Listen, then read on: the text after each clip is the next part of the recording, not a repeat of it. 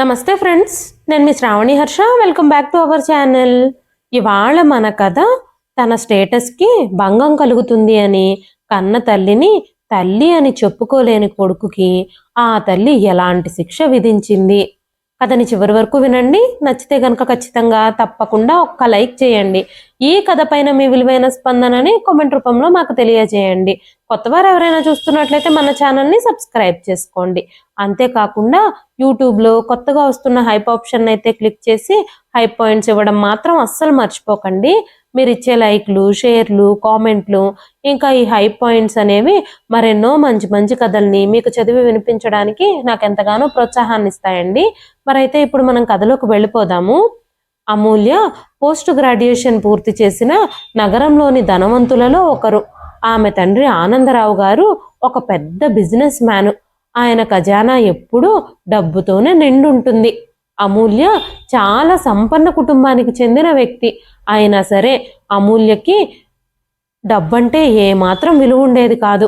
తను డబ్బుకి ఎలాంటి విలువ ఇచ్చేది కాదు. చాలా సాదాసీదా జీవితం గడిపేది. తన తోటి వారితో చాలా మర్యాదగా ప్రవర్తించేది. తన స్టేటస్ని బట్టి కొంచెం పొగరుగా డబ్బున్న వాళ్ళల్లా బిహేవ్ చేయమని తండ్రి చాలాసార్లు చెబుతున్నప్పటికీ అమూల్య మాత్రం తండ్రి మాటల్ని అంగీకరించడానికి సిద్ధంగా ఉండేది కాదు. మనం తినే సమయంలో ఎక్కిళ్ళొచ్చినా పొలమారినా మన తోటి వాళ్లే మన తలపై ప్రేమగా తట్టి మనకి నీళ్లు ఇవ్వగలుగుతారు. మనం నడిచేటప్పుడు ఎదురు దెబ్బ తగిలి మనం పడిపోతే మన సాటి మనుషులే మనకి చెయ్యందించి పైకి లేపగలుగుతారు. ఎంత డబ్బు పెట్టినా సరే అలాంటి ప్రేమ, ఆదరణ మనకి దొరకవు. డబ్బు కాదు శాశ్వతం, మానవ సంబంధాలు మాత్రమే శాశ్వతం అని చెబుతూ ఉండేది. అమూల్యకి ఒక అన్నయ్య కూడా ఉన్నాడు. తను అమెరికాలో ఎంఎస్ చదివి అక్కడే తనతో పాటు అమెరికా వచ్చిన ఎంఎస్ చదివి అక్కడే సెటిల్ అయిన భారతీయురాల్ని పెళ్లి చేసుకుని అక్కడే స్థిరపడిపోయాడు. తనకిక ఇండియాకి తిరిగి వచ్చే ఆలోచన లేదని తన తండ్రితో చెప్పేశాడు అమూల్య వాళ్ళ అన్నయ్య. ఆ తర్వాత ఆనందరావు గారు అమూల్య కోసం సంబంధాలు కూడా వెతకడం మొదలుపెట్టారు. ఆయన ఒక అల్లుళ్లా కాకుండా కొడుకులాగా ఆ ఇంటి బాధ్యతల్ని తీసుకునే వ్యక్తి కోసం వెతకడం మొదలుపెట్టారు. ఆ క్రమంలోనే అమూల్య అవినాష్ని పెళ్లి చేసుకోవడం జరిగింది. అవినాష్ ఒక డాక్టరు. అవినాష్ ఆనందరావు గారిని చాలా ఇంప్రెస్ చేశాడు. ఆనందరావు గారికి అవినాష్ నచ్చడంతో తన ఒక్కగానొక్క కూతురైన అమూల్యనిచ్చి అవినాష్కి పెళ్లి చేశాడు ఆయన. ఆనందరావు గారితో అవినాష్ తనకు ఎవ్వరూ లేరని, తను ఒక తల్లిదండ్రులు లేని అనాథనని చెప్పాడు.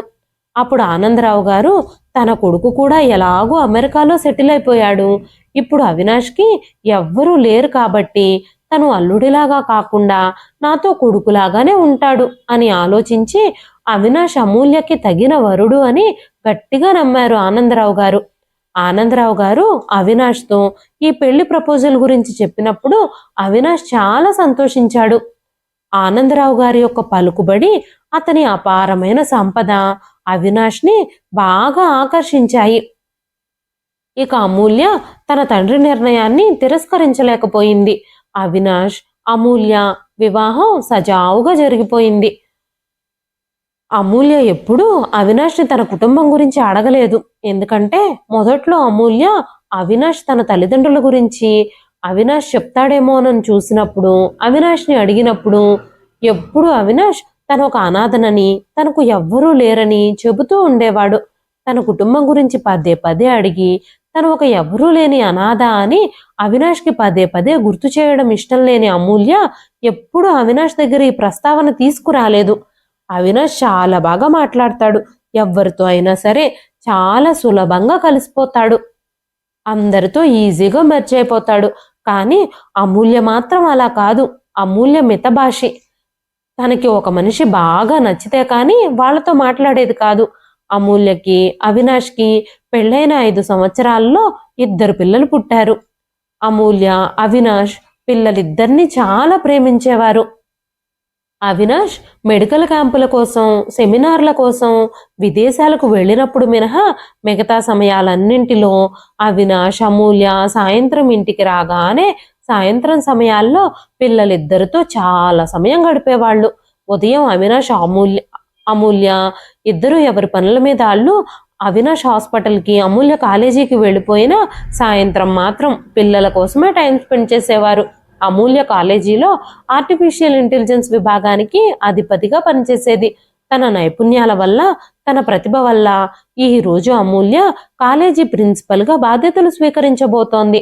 అమూల్యకి ప్రిన్సిపల్గా బాధ్యతలు అప్పచెప్పడానికి వచ్చిన ఆ కాలేజీ ఎండి అమూల్యని అందరి ముందు అభినందించి, ఇంత చిన్న వయసులోనే అంత బాధ్యతగా వర్క్ చేస్తున్నందుకు అమూల్యని అందరి ముందు ఎంతగానో పొగిడారు.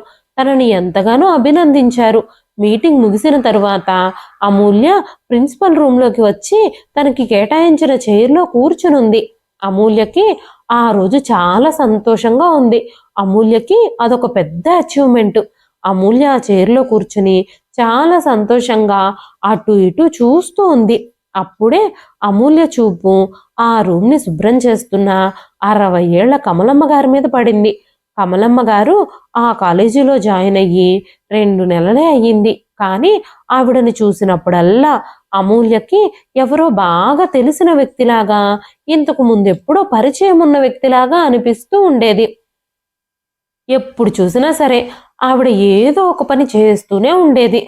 అమూల్య ప్రతిరోజు తన ఆఫీస్ రూమ్లోకి ప్రవేశించేసరికే ఆఫీస్ రూమ్ అంతా నీట్గా సర్ది క్లీన్ చేసి పెట్టేది కమలమ్మ గారు. అంతేకాకుండా కాలేజీ క్యాంటీన్లో చాలా రుచికరమైన వంటలు కూడా చేసేవారు ఆవిడ. కమలమ్మ గారు చేసిన రుచికరమైన వంటల సువాసనలు అమూల్యని ఎప్పుడూ అటువైపు ఆకర్షిస్తూ ఉండేవి. అమూల్యకి కమలమ్మ గారి మీద విపరీతమైన అభిమానం అతి తక్కువ కాలంలోనే ఏర్పడింది. కమలమ్మ గారి మొహం చూసినప్పుడల్లా అమూల్యకి ఏదో తెలియని, నిర్వచించలేని ఫీలింగ్ కలిగేది. కొన్ని రోజులు అలాగే గడిచిపోయాయి. ఆ తర్వాత 2 రోజుల్లో అమూల్య కూతురు పుట్టినరోజు రాబోతోంది. అమూల్య తల్లిదండ్రులిద్దరూ అమెరికాలో ఉంటున్న అమూల్య వాళ్ళ అన్న వదినుల దగ్గరకు వెళ్లారు. అమూల్య భర్త అవినాష్ కూడా అమెరికాలోనే ఒక కాన్ఫరెన్స్ కోసం చాలా రోజుల క్రితమే అమెరికా వెళ్ళాడు. ఇప్పుడు తను అమెరికాలోనే ఉన్నాడు. ఇక అమూల్య ఈ సంవత్సరం తన కూతురు పుట్టినరోజుని తన కొలీగ్స్తో జరుపుకోవాలి అని నిర్ణయించుకుంది. కానీ వచ్చిన చిక్కల్లా ఏమిటంటే అమూల్యకి బయట ఫుడ్ అంటే అస్సలు ఇష్టం ఉండదు. అమూల్య ఎప్పుడూ హోటల్ నుంచి భోజనం ఆర్డరే చేయదు. ఎవరికైనా ఫుడ్ డొనేట్ చేయాలి అని అనుకున్నా సరే, ఏదైనా వాళ్ళ ఇంట్లో ఫంక్షన్ ఉన్నా సరే ఆమె ఇంట్లో స్వయంగా వంట మనిషిని పెట్టి వండించే ఫుడ్ డొనేట్ చేసేది. ఎవరికైనా ఇవ్వాలనుకున్నా వాళ్ళకిచ్చేది. ఈసారి ఎవరితో ఫుడ్ వండించాలా అని ఆలోచనలో పడింది అమూల్య. అప్పుడే అమూల్యకి కమలమ్మ గారి వంటల సువాసనలు, వంటల రుచులు మనసులో మెదిలాయి. ఆ రోజు అమూల్య కమలమ్మ గారి దగ్గరకు వెళ్ళి, అమ్మ కమలమ్మ గారు, మీరు నాకు ఒక సహాయం చేయాలి. 2 రోజుల్లో నా కూతురు పుట్టినరోజు రాబోతుంది. మీరు ఈ 2 రోజులు మా ఇంటికి రాగలరా? నాకు సపోర్టుగా ఉండగలరా? నా కూతురు పుట్టినరోజు పార్టీకి సంబంధించిన ఏర్పాట్ల కోసం నాకు సహాయం చేయగలరా? ఆ పార్టీ కోసం వంటలు చేయగలరా అని అడిగింది. అప్పుడు కమలమ్మ గారు చాలా సంతోషంగా, సరేనమ్మా, దాందే ఉంది, నేను ఖచ్చితంగా చేస్తాను అంటూ అమూల్య ప్రతిపాదనకి ఒప్పుకున్నారు. ఆ రోజు సాయంత్రమే అమూల్యతో కలిసి ఆవిడ తడబడుతూ అమూల్య వాళ్ళ బంగ్లాలో అడుగుపెట్టారు. అమూల్య వాళ్ళ పిల్లలిద్దరిని చూసినప్పుడు కమలమ్మ గారు వాళ్ళిద్దరినీ చూసి చాలా సంతోషించారు. ఆ రాత్రి కమలమ్మ గారు అమూల్య కోసం, తన పిల్లల కోసం ఏదైనా స్పెషల్గా చెయ్యాలి అని అనుకున్నారు. బాగా ఆలోచించి ఆవిడ పిల్లల కోసం, అమూల్య కోసం బొబ్బట్లు చేసినప్పుడు ఆ బొబ్బట్ల రుచికి అమూల్య ఇంకా పిల్లలు మైమరిచిపోయారు. పిల్లలు కమలమ్మ గారు తయారు చేసిన ఆహారాన్ని చాలా ఇష్టంగా తిన్నారు. ఆ తర్వాత రోజు ఉదయం అమూల్య లెగిసేసరికి కమలమ్మ గారు ఇల్లంతా శుభ్రం చేసి వంటగదిలో వంటలు చేస్తూ ఉన్నారు. కమలమ్మ గారు తయారు చేసిన వంటకాలన్నీ చూసి అమూల్య ఆశ్చర్యపోయింది. అమూల్య డోర్ దగ్గరకు వచ్చి కమలమ్మ గారు కల్పించిన కాఫీని ఎంజాయ్ చేస్తూ కమలమ్మ గారి ముఖంలోని భావాలని పరీక్షగా చూస్తూ ఉంది. కమలమ్మ గారి ముఖంలోని చాలా పోలికలు, తన కూతురు ప్రియా ముఖంలోని చాలా పోలికలు ఒకే రకంగా ఉండడం అమూల్య గమనించింది. నా కూతురు ప్రియా ఇంకా ఈ కమలమ్మ గారు ఏదో ఒక రకంగా బంధుత్వాన్ని ఏమైనా కలిగి ఉంటారేమో. నా కూతురు ప్రియా నవ్వితే ఎలా ఉంటుందో ఈ కమలమ్మ గారు నవ్వినా కూడా అలాగే ఉంటుంది అనుకుంటూ ఉంది అమూల్య. కమలమ్మ గారిని చూస్తూ ఉన్నప్పుడు ఎప్పుడు అమూల్యకి ఏదో ఆత్మీయ అనుబంధం ఉన్నట్టుగానే అనిపించేది. కానీ కమలమ్మ గారు ఎవరు, ఎక్కడి నుంచి వచ్చారు అనే విషయాలు అక్కడున్న వాళ్ళెవ్వరికీ తెలియదు. ఇప్పటి వరకు అమూల్య కూడా కమలమ్మ గారిని తన వివరాల గురించి ఎప్పుడూ అడగలేదు. కమలమ్మ గారు కూడా తన కుటుంబం గురించి కానీ, తన స్థితిగతుల గురించి కానీ, తన పరిస్థితుల గురించి కానీ ప్రస్తావనని అమూల్య దగ్గర ఎప్పుడు తీసుకురాలేదు. ఇలాంటివన్నీ అడగడం బాగుండదేమో అని అమూల్య భావించేది. కానీ ఆ రోజు కమలమ్మ గారిని అమూల్య తన గతం గురించి అడిగినప్పుడు తన కుటుంబం గురించి అడగలేకుండా ఉండలేకపోయింది. ఆ రోజు సాయంత్రం అమూల్య కమలమ్మ గారితో, అసలు మీది ఏ ఊరు, మీకంటూ ఎవ్వరూ లేరా, ఈ వయసులో ఇక్కడ ఒంటరిగా పనిచేయడానికి మీ పరిస్థితులు ఇలా రావడానికి కారణం ఏమిటి, మీకు పిల్లలెవ్వరూ లేరా మిమ్మల్ని చూసుకోవడానికి అంటూ అడిగింది. అప్పుడు కమలమ్మ గారు కొంచెం ఇబ్బంది పడుతూనే అమూల్యతో తన గతం గురించి చెప్పడం ప్రారంభించారు. అమ్మ అమూల్య, నాకు పెళ్ళైన 6 ఏళ్లకే నా భర్త చనిపోయాడు. అప్పటికి నాకొక్కడే కొడుకు. నా భర్త బ్రతికున్నప్పుడు నా భర్త, అతని అన్న ఉమ్మడి కుటుంబంలో ఉండేవారు. అయినా సరే నా భర్త నాకు గాని నా కొడుకుకు గాని ఏ లోటు లేకుండా చూసుకునేవారు. అలా అకస్మాత్తుగా ఆయనకు పోవడంతో మా రోజులన్నీ మారిపోయాయి. నా భర్త చనిపోయాక మా బావగారు వాళ్ళు నాకు ఆస్తిలో వాటా కూడా ఇవ్వలేదు. గట్టిగా మాట్లాడితే నిలువ నీడ కూడా లేకుండా బయటకు గెంటేస్తామన్నారు. అడిగే వాళ్ళెవ్వరూ లేరని నా పట్ల అమానుషంగా ప్రవర్తించారు. ఆ ఇంటికి నన్ను పని మనిషిగా మార్చేశారు. ఆ ఇంట్లో నాకున్న హక్కులన్నీ లాగేసుకున్నారు. మా అత్తగారు మామగారు కూడా లేకపోవడంతో వాళ్ళు ఆడింది ఆటగా పాడింది పాటగా సాగింది. అడిగే వాళ్ళెవ్వరూ లేరని వాళ్ళు నా విషయంలో చాలా క్రూరంగా ప్రవర్తించారు.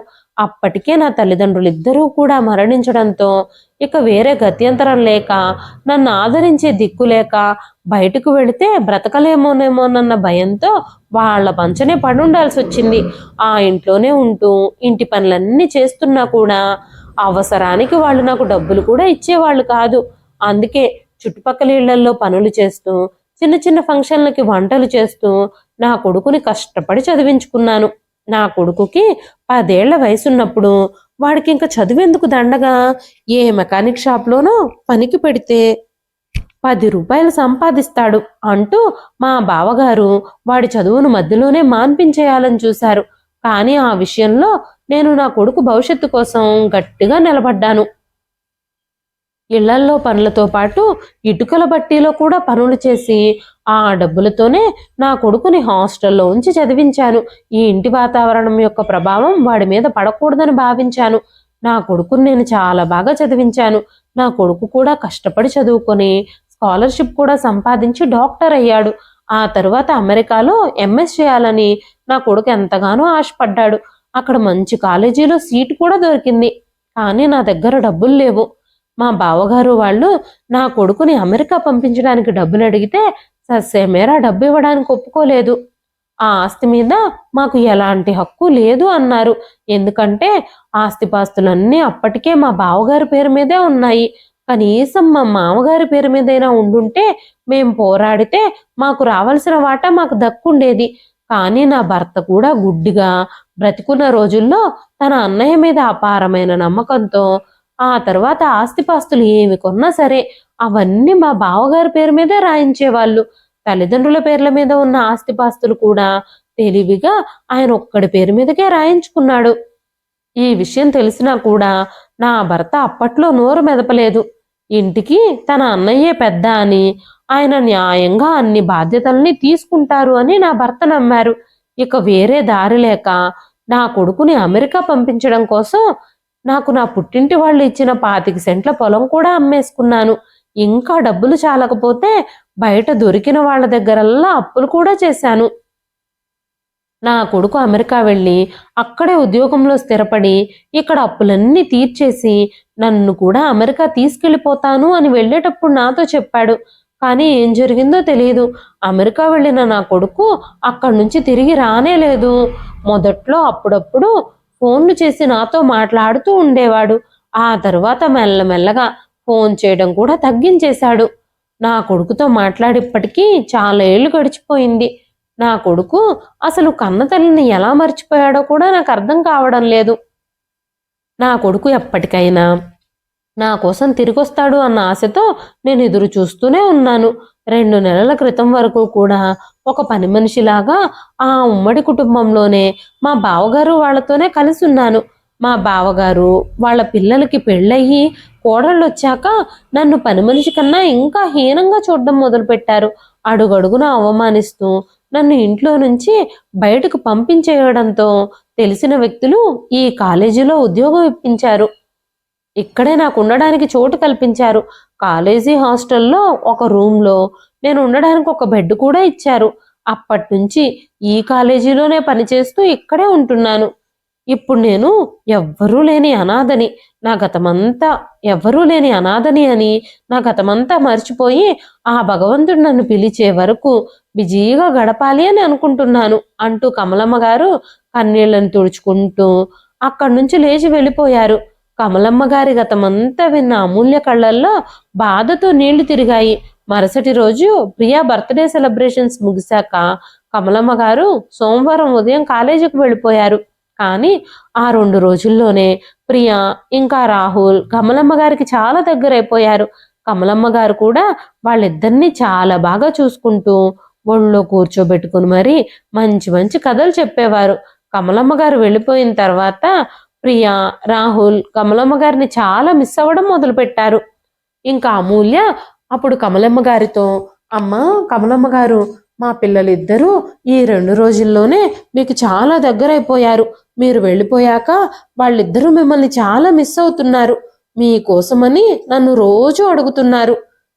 మిమ్మల్ని తీసుకురమ్మని నన్ను బ్రతిమాలుతున్నారు. మీకు అభ్యంతరం గనక లేకపోతే మీరు మా ఇంట్లో ఉండగలరా? రోజు కాలేజీకి నాతో పాటొచ్చి సాయంత్రం నాతో పాటే ఇంటికి వెళ్ళిపోవచ్చు. మీరు నా ఇంట్లో ఏ పనులు చేయాల్సిన అవసరం లేదు. నా పిల్లలకి కథలు చెబుతూ వాళ్ళని ప్రేమగా చూసుకుంటే నాకంతే చాలు అంటూ కమలమ్మ గారిని ఒప్పించి రోజు కాలేజీ అయిపోయిన వెంటనే తన ఇంట్లోనే ఉండేలా ఏర్పాటు చేసింది అమూల్య. కమలమ్మ గారు కూడా ఆ ఇంటి నుంచి వచ్చేశాక ప్రియాని రాహుల్ని చాలా మిస్ అయ్యారు. అందుకే అమూల్య అడిగిన వెంటనే అమూల్య వాళ్ళ ఇంటికి వెళ్ళడానికి ఒప్పేసుకున్నారు. అలా కమలమ్మ గారు రోజు అమూల్యతో కలిసి అమూల్య వాళ్ళ ఇంటికి వెళ్ళేవాళ్ళు.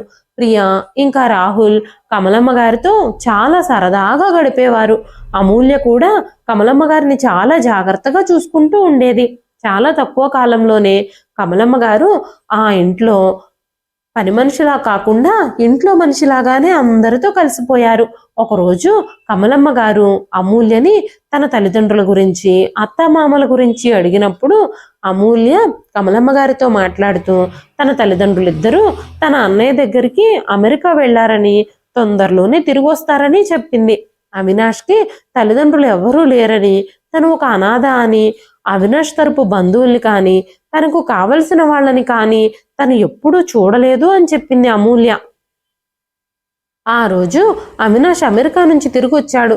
కొంత సమయం విశ్రాంతి తీసుకున్న తర్వాత అతను భార్యా పిల్లలతో కలిసి రాత్రి భోజనం చేయడం ప్రారంభించాడు.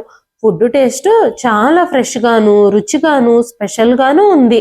అవినాష్ భోజనం చేస్తున్నంతసేపు ఈ ఫుడ్ ఎవరు ప్రిపేర్ చేశారు? చాలా బాగుంది, అచ్చం అలానే ఉంది, అదే రుచి, ఈ ఫుడ్ని ఎవరు ప్రిపేర్ చేసి ఉంటారబ్బా అంటూ ఆలోచిస్తూనే ఉన్నాడు. ప్రియా ఇంకా రాహుల్ ఎప్పుడూ తిండి తినడానికి మారం చేస్తూనే ఉండేవాళ్ళు. కానీ ఇప్పుడు ఇద్దరూ చాలా ఇష్టంగా ప్రేమగా తింటున్నారు. ఈ విషయాలన్నీ గమనించిన అవినాష్ అమూల్యని అడిగాడు. అప్పుడు అమూల్య దీనంతటికీ కారణం తన కాలేజీలో పనిచేసే కమలమ్మ గారేనని, ఆమెను ఇంటికి తీసుకొచ్చాను అని చెప్పింది. తన ఇంటికి వచ్చిన దగ్గర నుంచి పిల్లలిద్దరూ చాలా యాక్టివ్గా ఉన్నారు అని కూడా చెప్పింది. వెంటనే అమూల్య మొహం వైపు అవినాష్ ప్రశ్నార్థకంగా చూశాడు. కానీ ఆవిడ ఎవరు ఏంటి అని అమూల్యని అడగలేదు. ఆ విషయం గురించి తను అంతగా పట్టించుకోలేదు. ప్రయాణం చేసి అలసిపోయి ఉండడంతో గబగబా భోజనం చేసేసి గదిలోకి వెళ్ళిపోయాడు. కమలమ్మ గారు మరుసటి రోజు ఉదయం కాఫీ తీసుకొని అవినాష్ గదిలోకి వెళ్ళినప్పుడు ఆవిడక్కడ అవినాష్ని చూసి రాయిలా నిలబడిపోయింది. కమలమ్మ గారిని చూసినప్పుడు అవినాష్ కూడా ఒక్కసారిగా నిశ్చేష్టుడైపోయాడు. కొన్ని క్షణాల తరువాత తేరుకున్న కమలమ్మ గారు కాఫీ ట్రేని టీపై మీద వదిలేసి గబ్బగబ్బా కిందకొచ్చేశారు. వచ్చేటప్పుడే ఆ గదిలో అవినాష్, అమూల్య ఇద్దరూ ఉన్న ఫోటోని ఆవిడ చూశారు. ఇంతకు ముందు కమలమ్మ గారు ఆ గదిలోకి ఎప్పుడూ వెళ్ళలేదు. కిచెను, హాలు, తన బెడ్రూము ఇవి తప్ప పై గదుల్లోకి ఆవిడ ఎప్పుడూ వెళ్లాల్సిన అవసరం ఆవిడకి ఇంతవరకు రాలేదు. ఇంతకు ముందే అవినాష్ ఫోటోని ఆవిడ గనక చూసుండుంటే ఎప్పుడో ఇంట్లో నుంచి వెళ్ళిపోయేదాన్ని అని అనుకుంటూ ఆవిడ చాలా బాధపడ్డారు. ఆ తరువాత అమూల్య కమలమ్మ గారితో ఆ రోజు తన భర్తకి ఎవ్వరూ లేరని, అతను ఒక అనాథ అని చెప్పిన విషయం పదే పదే తన చెవుల్లో మారుమోగుతూ ఉంది. ఆ మాటలన్నీ గుర్తు చేసుకొని కమలమ్మ గారు బాధతో కన్నీళ్లు కారుస్తూ తన గదిలోనే కూర్చున్నారు. అంటే నా కొడుకు ఇప్పుడు అమెరికాలో లేడా? అమ్మా నాన్న లేని ఒక అనాథని అని చెప్పి అందరి దృష్టిలో నన్ను కూడా చంపేశాడా? కానీ పెంచి తనని ఇంతటి వాణ్ణి చేసిన అమ్మని కూడా తను వద్దనుకుంటున్నాడా అనుకుంటూ బాధగా ఆలోచిస్తూనే ఉన్నారు కమలమ్మ గారు. ఎంతో కష్టపడి కొడుకుని పెంచి ప్రయోజకుణ్ణి చేశాను నేను. శక్తికి మించి అప్పులు చేసి వాడిని అమెరికా పంపించాను. అయినా సరే నా విషయంలో నా కొడుకు ఇంత ద్రోహం ఎలా చేస్తాడు అంటూ ఆలోచిస్తూనే ఉన్నారు కమలమ్మ గారు. ఆ తర్వాత అవినాష్ అమూల్యతో మన ఇంట్లో ఎంతమంది పనివాళ్ళు ఉన్నారు, ఇప్పుడు కొత్తగా ఈ పని ఆవిడ్ని అపాయింట్ చేసుకోవాల్సిన అవసరం ఏమొచ్చింది నీకు, అసలు ఆవిడ్ని ఎందుకు తీసుకొచ్చావు నువ్వు అని అడగగానే అమూల్య అవినాష్కి జరిగిందంతా చెప్పింది. అవినాష్ కూడా అమూల్య చెప్పే మాటలన్నీ నిశ్శబ్దంగా విన్నాడు. మనం ఇలాంటి పని వాళ్ళ గురించి ఎక్కువగా ఆలోచించాల్సిన అవసరం ఏమీ లేదు. ఆమెను తిరిగి కాలేజీకి పంపించెయ్యి. ఆవిడ మన ఇంట్లో పనిచేయాల్సిన అవసరం ఏమీ లేదు అనగానే అమూల్య మౌనం వహించింది. కాసేపటి తర్వాత మెల్లగా అమూల్య అవినాష్తో పిల్లలు కూడా ఆవిడంటే చాలా ఇష్టపడుతున్నారు. పిల్లలు ఆవిడకి ఇప్పటికే చాలా దగ్గరైపోయారు. ఆవిడ కూడా పిల్లల్ని చాలా జాగ్రత్తగా చూసుకుంటున్నారు. ఇప్పుడు ఆవిడని ఇంటి నుంచి పంపించేస్తే ప్రియా, రాహుల్ ఇద్దరూ చాలా బాధపడతారు. వాళ్ళిద్దరూ చాలా అప్సెట్ అవుతారు. అందుకే ఆమెను ఇక్కడే ఉండనివ్వండి అని చెప్పగానే అవినాష్ కోపంతో సరే అయితే ఆవిడ మన ఇంట్లోనే ఉండాలి అని నువ్వు అనుకుంటున్నావు, ఆవిడ మన ఇంట్లోనే నువ్వు ఉంచాలి అని అనుకుంటే నువ్వు నా గదిలోకి రావాల్సిన అవసరం లేదు. నీకు ఆవిడ ముఖ్యమో నేను ముఖ్యమో నువ్వే ఆలోచించుకో.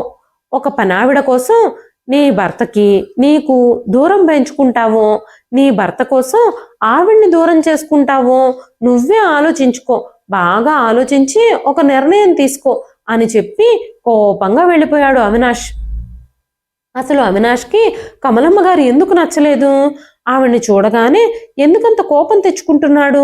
అసలు ఏం జరుగుతుంది? ఏమీ అర్థం కావడం లేదు అమూల్యకి. విషయం ఏమిటో తెలుసుకోవాలని ఉన్నా కూడా అవినాష్ సమాధానం చెప్పడు అన్న విషయం అమూల్యకి అర్థమైపోయింది. ఎంత కన్విన్స్ చేద్దామని చూస్తూ ఉన్నా సరే అవినాష్ అమూల్యతో ఒక్క మాట కూడా మాట్లాడడం లేదు. ఆవిడని ఇంట్లో నుంచి పంపించేస్తే పిల్లలిద్దరికీ ఏం సమాధానం చెప్పాలో కూడా అమూల్యకి అర్థం కావడం లేదు. అంతేకాకుండా అమూల్య కూడా కమలమ్మ గారితో చాలా సాన్నిహిత్యం ఏర్పరచుకుంది. కమలమ్మ గారిని ఇంటి నుంచి పంపించేయాలి అంటే అమూల్య మనసు కూడా అస్సలు ఒప్పుకోవడం లేదు. కొన్ని రోజులు పోతే అవినాష్ అర్థం చేసుకుంటాళ్లే. కమలమ్మ గారు పిల్లల్ని ఎంత బాగా చూసుకుంటున్నారో, పిల్లల్ని ఎంతగా కేర్ చేస్తున్నారో, పిల్లలిద్దరూ కమలమ్మ గారిని ఎంతగా ఇష్టపడుతున్నారో చూసినప్పుడు, ఆవిడ చేసే ఆహార పదార్థాలు తిన్నప్పుడు అవినాష్ ఆవిడ మీద కోపాన్నంతా పక్కన పెట్టేసి ఆవిడ్ని యాక్సెప్ట్ చేస్తాళ్లే అని ఆలోచించి కమలమ్మ గారిని అక్కడే ఉంచుకుంది అమూల్య. కమలమ్మ గారే స్వయంగా ఆ ఇంటి నుంచి వెళ్ళిపోతానని అమూల్యని అడగాలనుకున్నారు. కానీ అమూల్య కారణం అడిగితే ఆవిడ ఏం చెప్పాలో కూడా ఆవిడకి అర్థం కావడం లేదు. అందుకే ఆవిడ ఏమీ మాట్లాడకుండా మౌనంగానే ఉన్నారు. అలా కొన్ని నెలలు గడిచిపోయాయి. కానీ అవినాష్ ప్రవర్తనలో మాత్రం ఎలాంటి మార్పు రాలేదు. కమలమ్మ గారు అసలు అవినాష్కి ఎదురు పడకుండానే చూసుకుంటున్నారు. ఆ రోజు రాహుల్ వాళ్ళ స్కూల్లో వార్షికోత్సవపు వేడుకలు ముగించుకొని ఇంటికి తిరిగి వస్తూ ఉండగా రాత్రి 7 గంటల ప్రాంతంలో అవినాష్ తన కొడుకు రాహుల్ని పక్కనే కూర్చోబెట్టుకొని కారు నడుపుతూ ఉన్నాడు.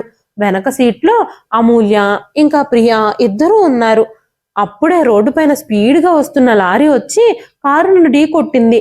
కారు అదుపు తప్పి డివైడర్ని ఢీకొట్టింది. డ్రైవింగ్ చేస్తున్న అవినాష్ కార్కి బలంగా ఢీకొట్టుకోవడంతో అపస్మారక స్థితిలోకి వెళ్ళిపోయాడు. పక్కనే కూర్చున్న రాహుల్కి కూడా గాయాలయ్యాయి.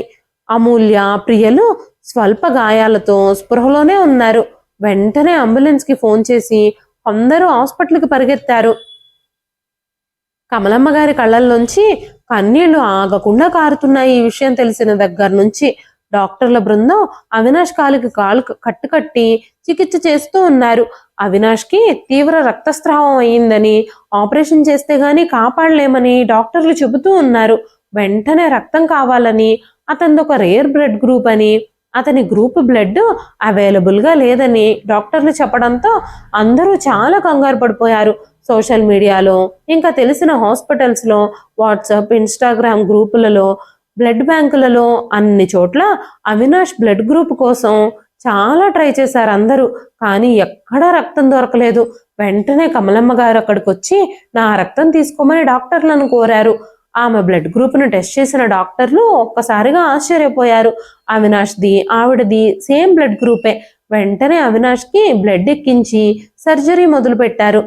సమయానికి కమలమ్మ గారు బ్లడ్ ఇవ్వడం వల్ల అవినాష్ ప్రాణాపాయ పరిస్థితి నుంచి బయటపడ్డాడు. కొద్ది రోజుల తర్వాత అవినాష్ కోలుకొని ఇంటికొచ్చాడు. కానీ రాహుల్ పూర్తిగా కోలుకోలేదు. అవినాష్ పదే పదే కమలమ్మ గారు తనకి రక్తం ఇచ్చి కాపాడిన విషయాన్నే తలుచుకుంటూ కన్న తల్లిని ఎంత క్షోభ పెట్టాను నేను, రెక్కలు ముక్కలు చేసుకొని అందరూ ధృవీకరించినా కూడా, ఏ ఆధారము లేకపోయినా కూడా కష్టపడి నన్ను ఇంతటి వాణ్ణి చేసింది మా అమ్మ. తనకి అమెరికాలో ఉన్నానని అబద్ధం చెప్పి నా కన్న తల్లిని పూర్తిగా దూరం పెట్టేశాను నేను. ఏ మాత్రము డబ్బు హోదా లేని ఆ పేద తల్లి నా కన్న తల్లి అని అందరికీ తెలిస్తే నా పరువు పోతుంది అని అనుకున్నాను. అమూల్యని పెళ్లి చేసుకుంటే డబ్బు, హోదా, స్టేటస్ అన్నీ వస్తాయని, నేను పేదింటికి చెందిన వాడిని అని తెలిస్తే నా మామగారు అమూల్యని నాకిచ్చి పెళ్లి చెయ్యరు అని, నేను అనాథని అని అబద్ధం చెప్పేశాను. ఎన్నో ఏళ్ల తరువాత నా కన్న తల్లి ఒక పని మనిషిలాగా నాకు ఎదురుపడినా కూడా నా రాతి గుండె ఆవిడ్ని చూసైనా సరే కరగలేదు. ఆవిడ ఇంట్లోనే ఉంటే ఎక్కడ నిజం బయటపడిపోతుందోనని ఆవిడ్ని ఇంట్లో నుంచి కూడా పంపించేసే ప్రయత్నాలన్నీ చేశాను. అయినా సరే నా తల్లి నాకు ఈరోజు పునర్జన్మనిచ్చింది అనుకుంటూ ఆలోచించుకుంటూనే కన్నీళ్ల పర్యంతమయ్యాడు అవినాష్. కన్నీళ్లతోనే అవినాష్ కమలమ్మ గారి కాళ్ళ మీద పడ్డాడు. చాలాసేపు ఏడ్చాడు. అమూల్య, ప్రియా అక్కడే నిలబడున్నారు. కమలమ్మ గారినే బిక్కు బిక్కుమంటూ చూస్తూ ఉన్నారు. అమ్మా, నన్ను క్షమించమ్మా, నేను విదేశాల్లో ఉన్నానని అబద్ధం చెప్పాను.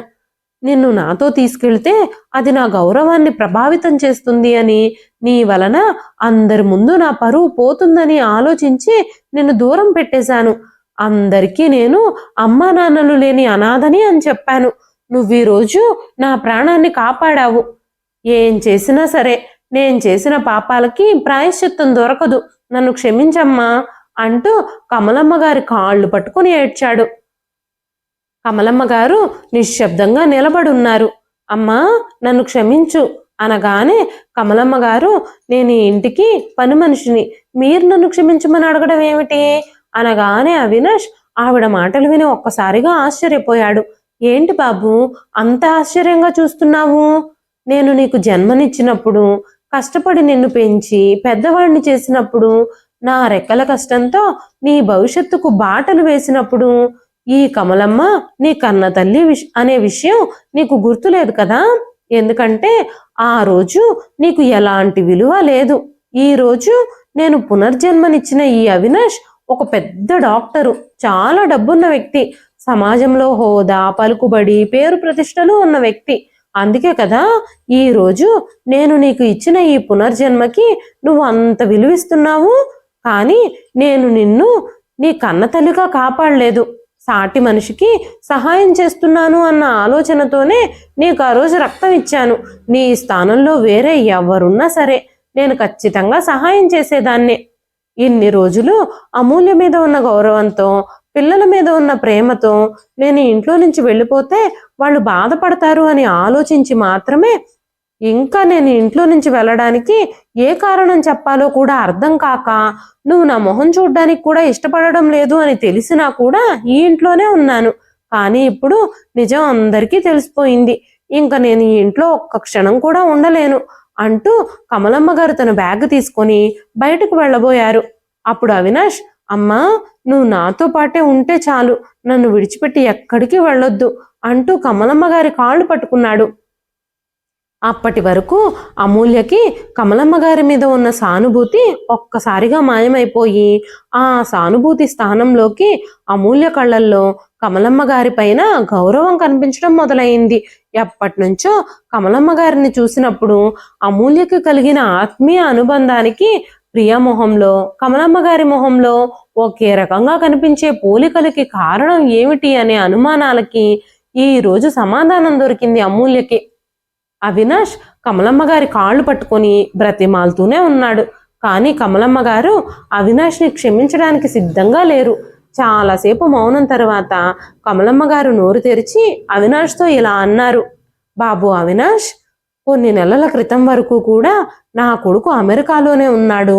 ఈ అమ్మ కోసం తప్పకుండా తిరిగి వస్తాడు అన్న ఆశతోనే నేను బ్రతికాను. కానీ ఏ రోజైతే ఈ ఇంట్లో నిన్ను చూశానో ఆ రోజు కన్నతల్లి నీకు ఎదురుపడినా కూడా నీ స్టేటస్కి భంగం కలుగుతుందేమోనని నేను ఎవ్వరో నువ్వు తెలియనట్టే నటించావు కదా. నిన్నింతటి వాణ్ణి చేసినా ఈ కన్నతల్లి బ్రతికుండగానే నువ్వు అనాథలా మారావు. నేను చనిపోయానని అందరికీ చెప్పుకున్నావు. ఇక నీ మిగిలిన జీవితాన్ని కూడా అలా అనాథలాగానే బ్రతుకు. నేను కని పెంచిన నా కన్న కొడుకు నాకిక లేడు అని నేను ఇక మీదట అనాథలాగానే బ్రతుకుతాను. చదువు, సంధ్య, ఆస్తిపాస్తులు లేని నీ స్టేటస్తో సరితూగలేని ఈ కమలమ్మ నీ స్టేటస్కి ఎప్పుడూ ఎలాంటి భంగము కలిగించదు అన్నారు ఆవిడ.